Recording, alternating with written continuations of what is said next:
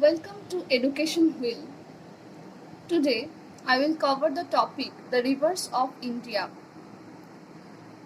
Here we should know some basics of the topic like what is a river, what is a catchment area, what is the drainage basin, what are tributaries and distributaries, etc.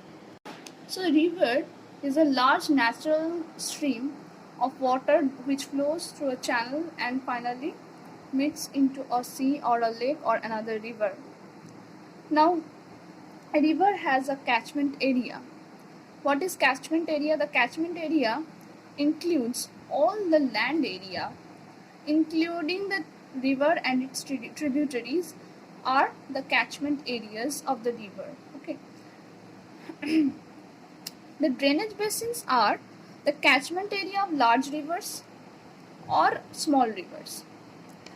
In case of the catchment area of large rivers, it would be known as the river basin, and in case of the catchment area of the small rivers, it would be known as the watersheds. So the main difference between the river basin and watershed is that the catchment area of larger rivers are known as the river basin and the small rivers are watershed. Now the tributaries and distributaries. Tributaries are the rivers that meet the mainstream river either from the left side or from the right side. Okay. For example, the Ganga river. The Ganga river has Gomoti, Gharghara, Ramganga as its left bank tributaries, and right bank tributaries are Yamuna, Son, etc. And the distributaries are from the mainstream. The distributaries are made, or the rivers that leave the mouth. The mouth is the ending point of the river. So the rivers leaving the mouth are known as distributaries. Okay. For example, the Bhagirathi Hooghly is the distributary of the Ganga river. The rivers of India can be divided into two types. One is the rivers of northern India and another is the rivers of the southern India. The rivers of the northern India are originated from the Himalayan ranges, whereas the southern Indian rivers originated from the peninsular region. So, the northern rivers or the North Indian rivers are mainly Indus, Ganges, and Brahmaputra. These three rivers originated from the ancient Indo-Brahma river, which was also known as Shivalik river. And this river flowed from Assam to Punjab and then it meets at Arabian Sea. Because of the evolutionary changes, for example, the northward movement of the Indian plate, the Indo-Brahma river led to the formation of Indus, Ganges, and Brahmaputra, which are also known as the part of Himalayan drainage system.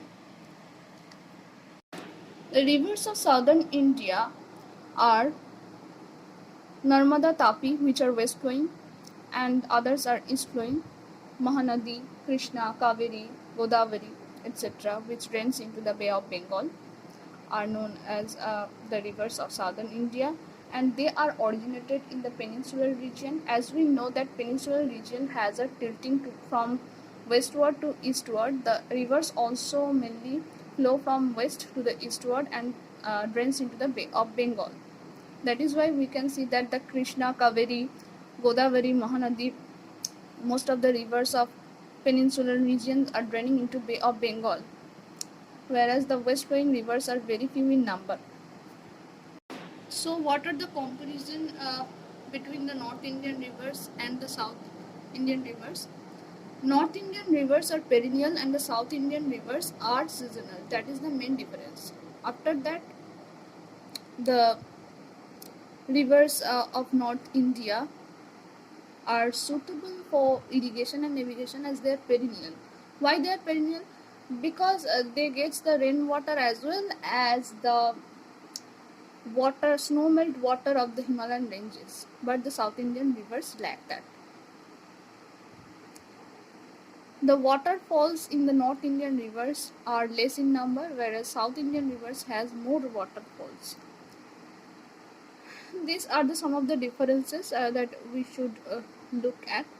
Now, the Ganges, the North Indian river Ganges or the Ganga, which is the largest river of India, the 2525 kilometer length it has, and it is an antecedent stream. The antecedent stream or river means the stream or river that maintains its original course and pattern despite the changes in the underlying rock topography. That means whether the rock is hard or soft or any nature, uh, but the river does not care. It flows its according to its own course, original course, and also important that it the antecedent rivers existed before the upheaval of the Himalayas, and they cut their courses southward by making gorges. So they form gorges. The antecedent rivers form gorges, and some of the examples are Indus, Satluj, Ganga, Sarju, Arun, Tista, Brahmaputra, etc. So the Ganga river is originated from the Gamuk of the terminus of the Gangotri glacier in Uttarakhand.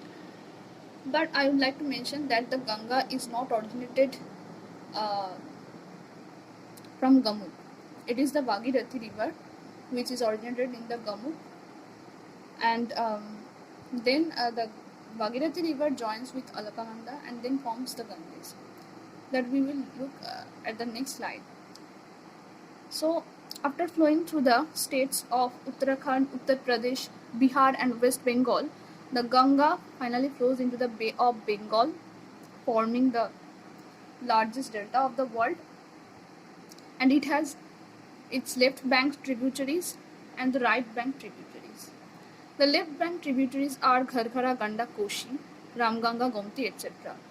Among these left bank tributaries, the Gharghara, Ganda, Koshi are originated outside India, and the Ramganga and Gomti are originated inside India.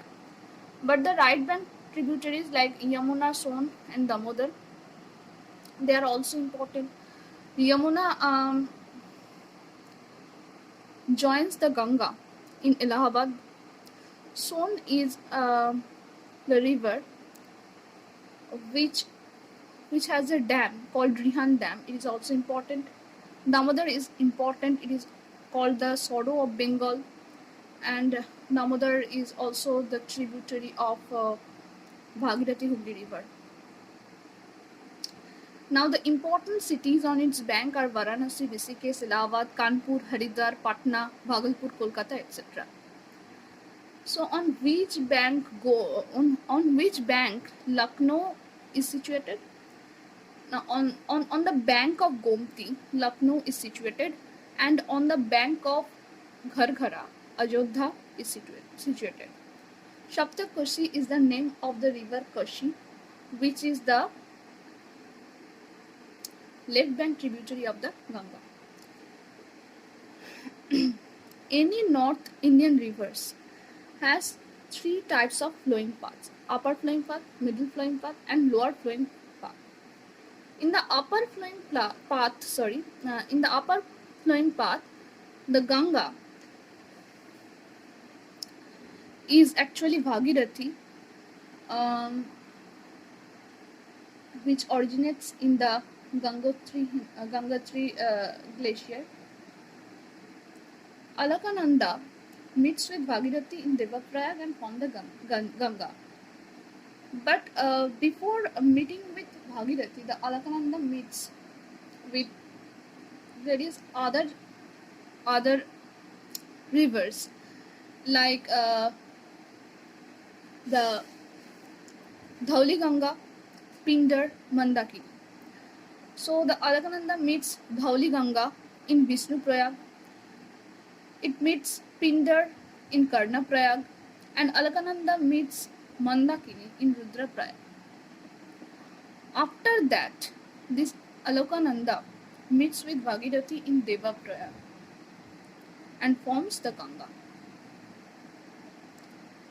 Now this Ganga, the upper path is restricted to Haridwar, and then from Haridwar to Rajmahal Hills in Jharkhand, the middle flowing path of the Ganga exists. In the middle flowing path, Jamuna uh, is mixed with the Ganga in the Allahabad, and then from the Rajmahal Hills to Bay of Bengal is the lower flowing path of the Ganga. And in the Dhulian of Murshidabad, the Ganga is bifurcated to form its distributaries. One is the Bhagirathi Hooghly river and the other one is the Padma river. The Bhagirathi Hooghly river has its tributary Damodar, and the Padma river is in Bangladesh. Now,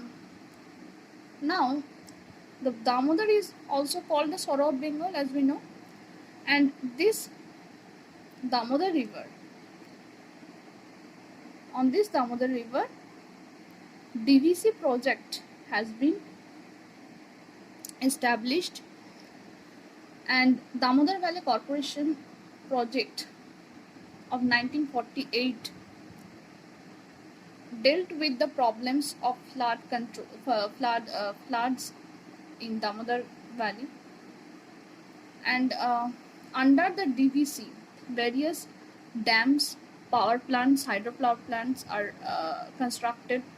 One of them is the Tilaiya Dam, which is located on Barakar River, and it was constructed in 1953 in the state Jharkhand.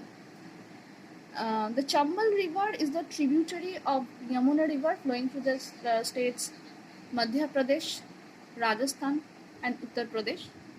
And this Chambal River has very important dams like the Rana Pratap Sagar Dam, Gandhi Sagar Dam, Jawaharlal Sagar Dam, Kota Barrage, etc.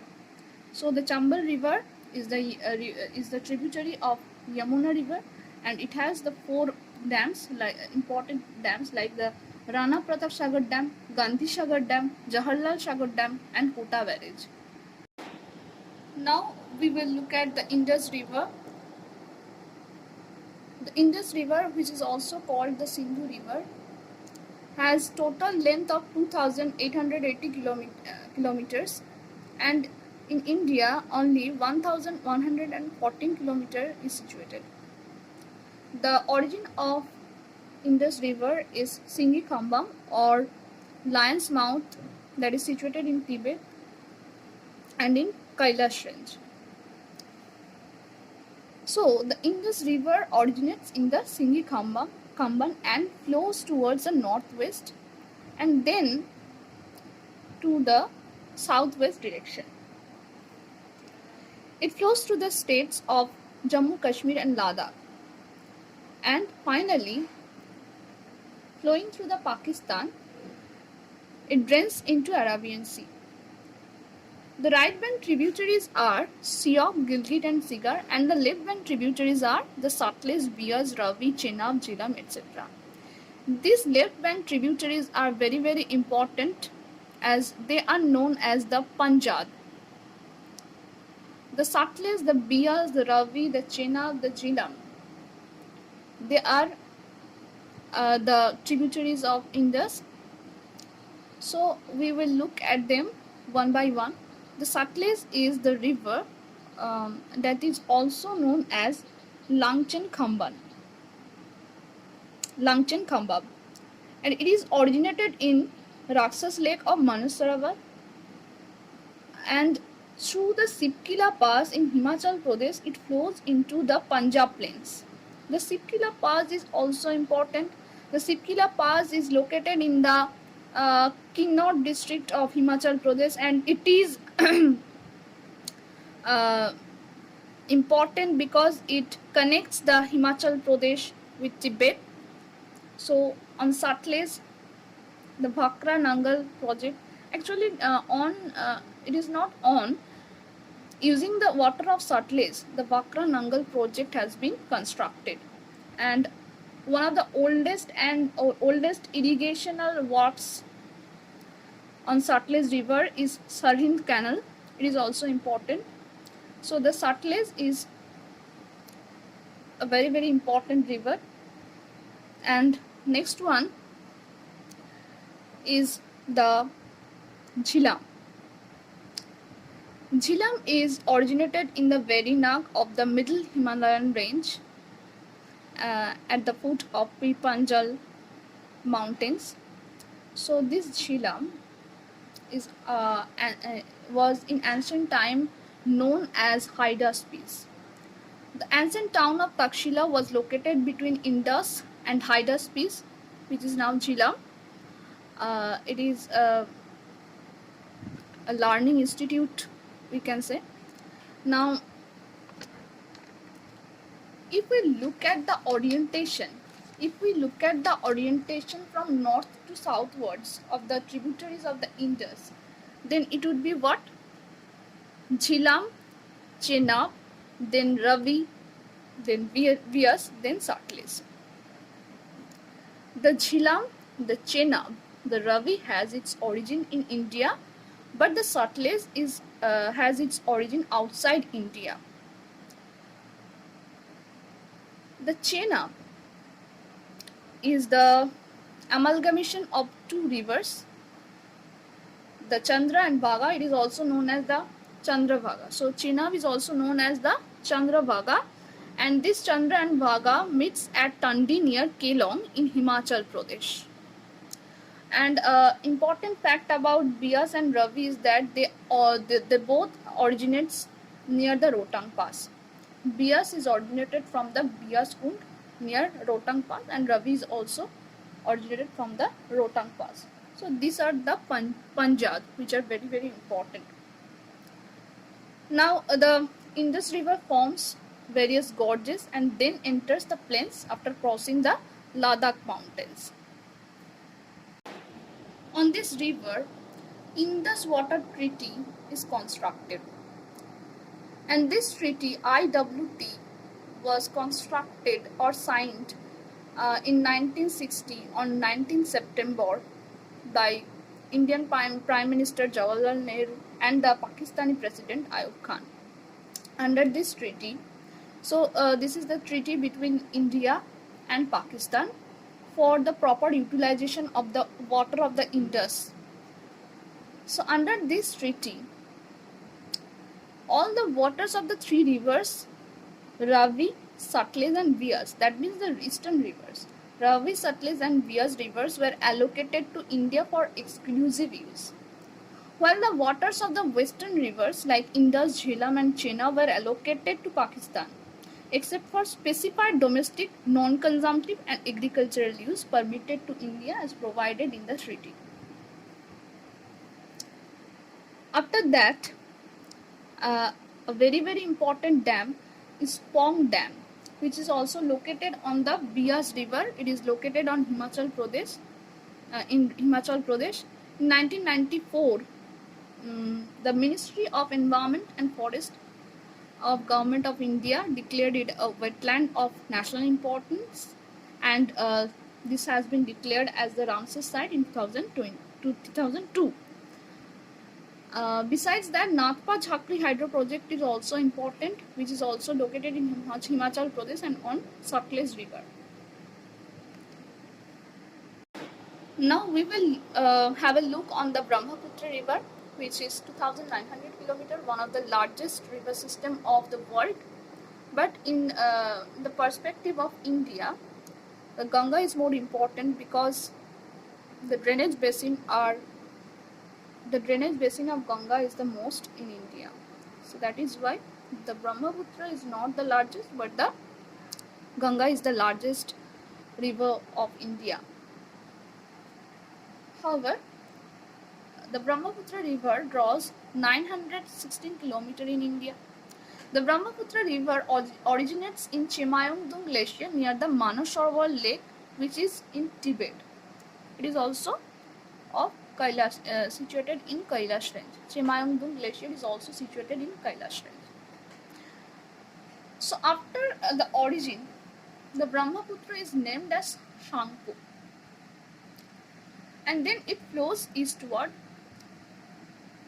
until it reaches Arunachal Pradesh. In Arunachal Pradesh, it enters with the name Dihang. Sangpo enters with the name Dihang in Arunachal Pradesh, and this Dihang river meets with Dibang and Lohit and forms the Brahmaputra, and finally it went westward,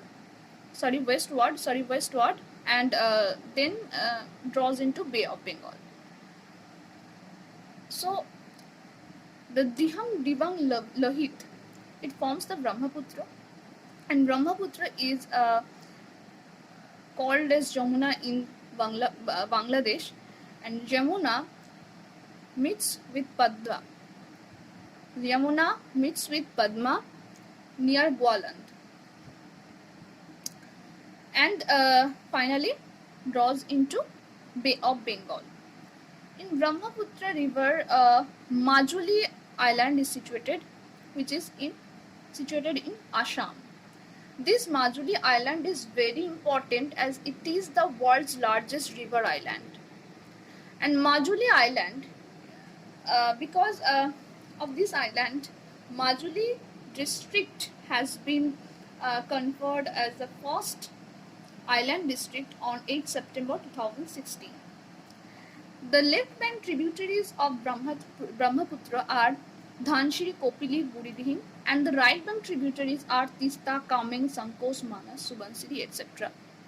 The Sankos river, which is the tributary of the Brahmaputra, is it forms the boundary between Assam and Arunachal Pradesh. So Sankos river forms the boundary between Assam and Arunachal Pradesh. So now the rivers of southern India are divided into west flowing and east flowing rivers. West flowings are Narmada and Tapi, and the east flowing are Mahanadi, Godavari, Krishna and Kaveri. Between the delta region of Krishna and Godavari, a famous lake, that is Kaledu Lake, is situated. The largest west flowing river of the peninsular India is Narmada river. So the Narmada river has 1312 kilometer length, that means 1312 kilometer long it is, and it is originated in the Amarkantak plateau of Madhya Pradesh. Flowing through the Madhya Pradesh, Maharashtra and Gujarat, it finally draws into the Arabian Sea, and the Narmada river comes through a rift valley between the Vindhya and Satpura ranges, and during its course, it forms a famous waterfall which is known as the Dhumadhar waterfall near Jabalpur. The Narmada river also forms estuary, and it does not form any delta. The main difference between the estuary and delta is that the mouth of the river, that means the ending point of the river, is submerged below the sea in case of estuary formation, but in case of delta, there is no submergence occurring. Most of the west flowing rivers are not delta forming. One of the exemplary estuary is Aliyabet estuary, that is situated on Narmada river. The Sardar Sarovar project has been constructed on Narmada river, and Indira Sagar Dam also is constructed in 2005 on this river. Recently, a Gujarat government awarded the contract for the Bhadvut project in Bharuch of Gujarat for the construction of barrage, stopping the excessive water of Sardar Sarovar Dam from reaching the sea and creating a sweet water lake. The rivers of peninsular India has a particular pattern that because of the landform structure, the tilting structure of the land from westward to eastward leads to the flow of the river from westward to eastward mainly. Okay. But the Narmada and Tapi are exceptions. They are not flowing eastward, they are flowing towards the westward, and it drains into the Gulf of Khambat. Now we will look at the Tapi river, which is only 724 kilometer, and its origin is in Multai of Madhya Pradesh, and it also drains into Gulf of Khambat and then to Arabian Sea. Passing through the states of Maharashtra, Gujarat and Madhya Pradesh, and one of the important fact is that the Tapti river, Ukai Dam is situated, which is in Gujarat. The second largest dam in Gujarat, and its another name is Vallabh Sagar Sarovar project. The tributaries of Tapti river are Purna, Girna, Panjara, etc. The east flowing rivers are Mahanadi, Godavari, Krishna and Kaveri. We will first see the Mahanadi. It is 851 km long and it has its shores in Sihawa in Raipur district of Chhattisgarh. The Mahanadi runs through Odisha and discharges its water into Bay of Bengal. The total drainage basin is 100%, and the in Odisha the drainage basin is 47%, and in Madhya Pradesh and Chhattisgarh is 53%. So in Madhya Pradesh and Chhattisgarh the drainage basin of the Mahanadi river is 53%, and in Odisha it is 47%. The tributaries of Mahanadi are Shionath, Jong, Hasdeo, Mand, Ib, Om, Til, etc. And one important fact is that the Brahmani is not the tributary of Mahanadi. The India's longest earthen dam, that is Hirakud Dam, is located on this river, and it is in Sambalpur, Odisha. Hirakud Dam is the construction began in 1947 and opened since 1957. Mahanadi is very important river of the Deccan region of India. Now we will have a look on Godavari, which is the largest peninsular river system, 1465 km in length. It has originated from Trimbakeshwar of Nashik of Maharashtra. So on the bank of Godavari, the Nashik river is situated. And after flowing through the states of Maharashtra, Telangana, Andhra Pradesh respectively, it meets at Bay of Bengal, and the Godavari is also named as Dakshin Ganga. And while it drains into the Bay of Bengal, it forms delta, and different tributaries are there like Indravati, Manjira, Purna, Penganga, Pranhita, etc. are important tributaries of the Godavari. Pranhita is the main tributary of the Godavari, and on Godavari, Sri Ram Sagar project has been constructed. It was constructed in 1964 to 1969. So Sri Ram Sagar project was constructed on Godavari river. Okay, and we all know that Godavari is very famous for its flood. So, however, we will go on with Krishna river, which is 1400 km long, and the Krishna river is originated in Mahabaleshwar in the Western Ghat mountains, and then flows through Maharashtra, Karnataka, Telangana and Andhra Pradesh, and finally draws into the Bay of Bengal. The tributaries are Bhima, Koyna, Tungabhadra, Musi, etc. I would like to share that the Hyderabad city is located on the bank of Musi river, and the Koyna dam is also important, which is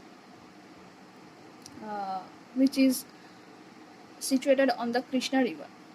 And one another project, that is Nagarjun Sagar, is very famous, and it is situated in the state Telangana on the Krishna river. And Koyna dam, it was famous for 1967 earthquake. Because of this dam, 1967 earthquake happened. Now Moving on to Kaveri, which is 800 km long, and it had its origin in Brahmagiri hills of the Western Ghats in Karnataka, and it passes through the states of Karnataka and Tamil Nadu and meets at Bay of Bengal, and the tributaries are Kabini, Bhavani, Amravati, Himavati, etc. Krishnaraj Sagar Reservoir in Karnataka is very famous. So it is all about the Kaveri river. Despite all these rivers, um, some small rivers are also present, like the Luni River. This Luni River is originated in the Ajmer Hills, and it is situated in Rajasthan. The Luni River flows through Rajasthan. So the Luni River is originated in the Ajmer of Aravalli Hills, and it is an ephemeral river. That means a very short river, and it draws its water into the run of Kutch, and other rivers like Sharavati had Girsappa Falls. The Kerala has Periyar, second longest river of Kerala. These are some important facts which we should remember. And other than that, Ghaggar is the inland boundary which forms the boundary between the Haryana and Punjab. Okay, so this is all about the rivers of India and the drainage system. So I hope you have liked my video. If you like, please do like, share and subscribe, and your constructive criticism is also acceptable.